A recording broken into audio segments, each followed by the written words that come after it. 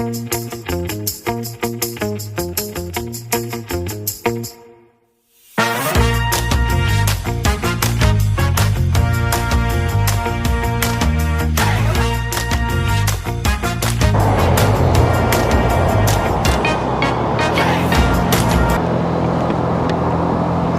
afternoon mga idol. Today is Friday, April 3, 2026. Good Friday ngayon mga idol, no? Bali kaka-out lang natin sa trabaho natin kasi 8 to 5 yung pasok ko ngayon dahil skeletal kami ngayon mga idol. Kahapon wala akong pasok. Nagbiyahe tayo sa Lalamog kahapon. Si Sir Mike ang pumasok kahapon. Ngayon ako naman ang naka-schedule na pumasok ngayon, 8 to 5 din. So nag-out na tayo kanina mga idol. Napa-video lang tayo mga idol dahil naisipan ko kanina na kumuha ng booking pauwi. Sayang naman, no? So may nakita kasi ako kanina mga idol na booking pa San Juan, which is malapit na yun sa mga idol, malapit na sa bahay namin. So yung booking na yun mga idol is priority 150. So inaabang-abangan ko yun siya kanina mga idol kasi 5 minutes pa lang bago ako mag-out. Sabi ko baka makuha ng iba kasi pag kinuha ko ng mas maaga baka mainip at i-cancel. Pero hindi walang kumuha mga idol hanggang sa naging 150 plus 20 na siya, nag-plus na siya ng 20 hanggang nakarating ako ng pagkalabas ko ng aking trabaho. Nasa parking na ako. Wala pa rin kumuha. May additional na 20 pesos kasi ang mga rider, delivery rider ngayon mga idol, wais na rin kasi pag kinuha nila priority agad, hindi na sila makakapag sabay ng booking, ibang booking. Kaya ang ginagawa nila, kukuha muna sila ng regular bago nila kunin yung ganung priority. Yung 150 mga idol plus 20, so walang kumuha nun. Pero later on, in-update ng nag-book, ginawa niyang 150 plus 45 pesos. Since nasa parking na ako, kinuha ko na siya mga idol. Sayang naman, panggas na rin yun, 2 litrong gas yun. Nakukonsume ko naman na gas sa araw-araw sa trabaho ko is kalahating litro lang mga idol. So kinuha ko siya, booking. Mula ron sa trabaho ko 3 kilometers mo papunta sa pick up. And then nung na-pick up ko siya mga idol, maliit lang na box, parang banana cake sabi niya. Maliit lang na box mga idol. Hindi ko na nga binuka yung aking lalabag. Doon na sa akin top box, doon ko na lang siya nilagay. So goods na goods mga idol, 195 cash agad binayad niya sa akin. Nagbayad na agad si pick up.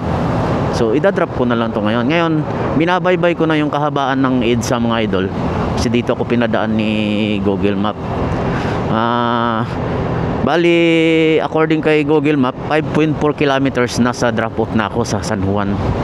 So malapit na din mga idol. Diba, ito yung sinasabi ko mga idol na minsan pag may pagkakataon na pwede kang mag-sideline, mag-sideline ka na. At lalo na ngayon ang taas-taas ng gas. Ito, pauwi na lang ako. Talaga kinuha ko panggas, pangdagdag sa gas. Actually meron na akong nakatabing panggas dahil nag-delay ang tawag ito,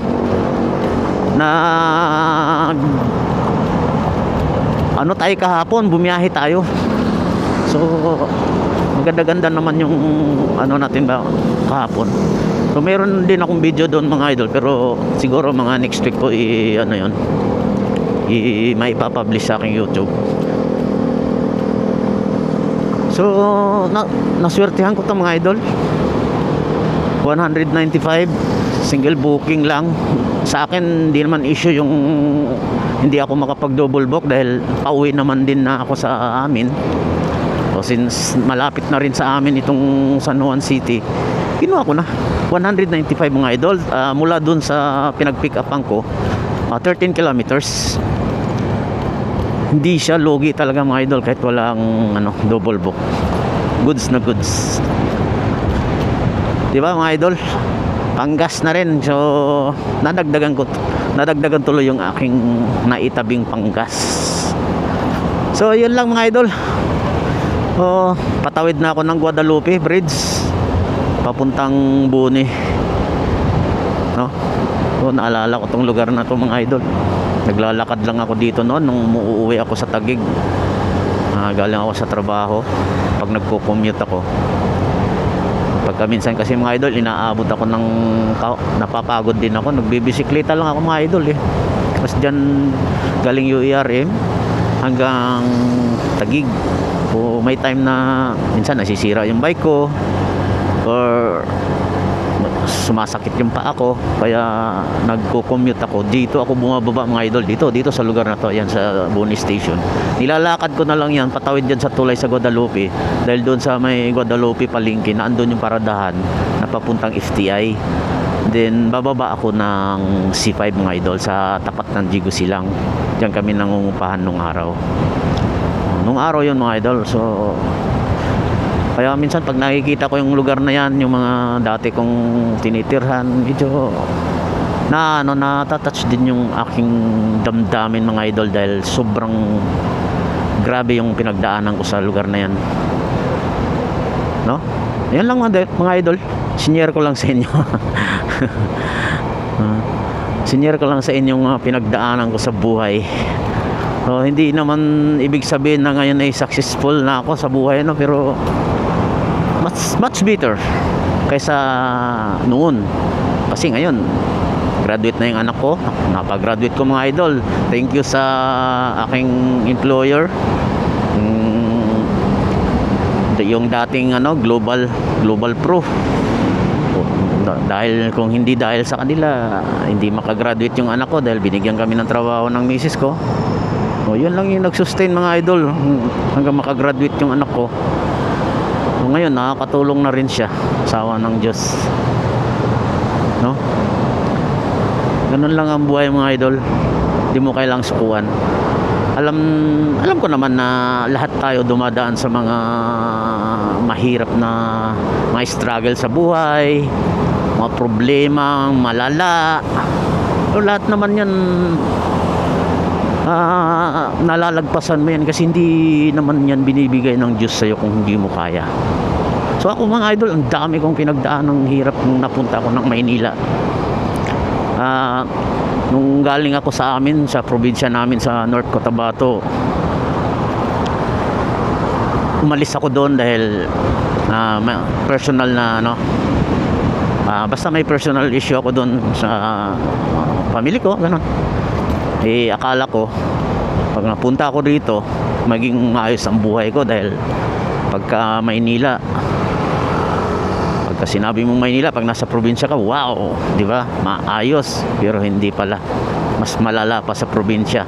Pag dito, pag hindi ka gumalaw, pag hindi ka marunong dito dumiskarte, magugutom ka mga idol. Sa kalsada ka titira, magiging kawawa ka. Kaya yun, kailangan mo talagang pumalag-palag dito sa Maynila para mabuhay. Ano lang mga idol. So kung saan sana napunta yung usapan natin mga idol, isang booking nga lang to. Okay, nandito na ako mga idol sa flyover papuntang San Juan, sa Ortigas. Yan yung galleria mga idol. Yan yung EDSA Shrine. Yan, sikat na sikat yan. History yan sa Pilipinas, yung EDSA Shrine na yan. Kung anong meron dyan, kung anong mga kwento, ang mga pinagdaanan ng EDSA Shrine na yan, marami. So papasok na tayo ng San Juan mga idol. Mabilis lang kasi holiday ngayon, Good Friday. Nakapagsimba na rin tayo kanina mga idol doon sa work natin. Lahat kami, mga ka-work ko, simba na kami. Ayun, malapit na tayo mga idol. 2 kilometers doon sa drop off. So update ko kayo mga idol pagka nandun na ako sa drop off. Okay, let's go mga idol.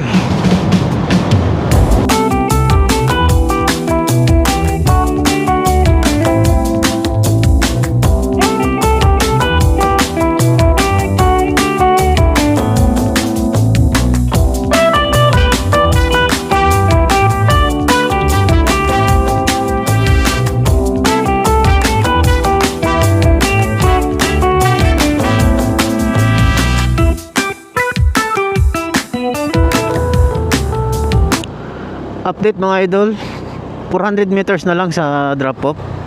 Ah, napasarap yung kwento kanina mga idol, napailalim pala tayo sa Shaw Boulevard, dapat ibabaw lang tayo kasi mas malapit na lang sana yon kung sa Shaw Boulevard tayo dumaan. Pero okay lang mga idol, 1.5 kilometers lang naman ang diferensya, no? Pero kung doon tayo kasi dumaan, na siguro na-drop na natin. Okay lang mga idol, so, at least andito na rin naman eh. So dito na ako mga idol, 100 meters na lang. Okay, diretso na natin to. Alright. Okay, ano bang number nito? Dito lang sa kanto na to. So wait lang mga idol ha, tatawagan natin. Ito nga yun mga idol, 128. Si Cherilyn Limso. Cherilyn Limso. Doorbell na lang natin mga idol. May doorbell naman.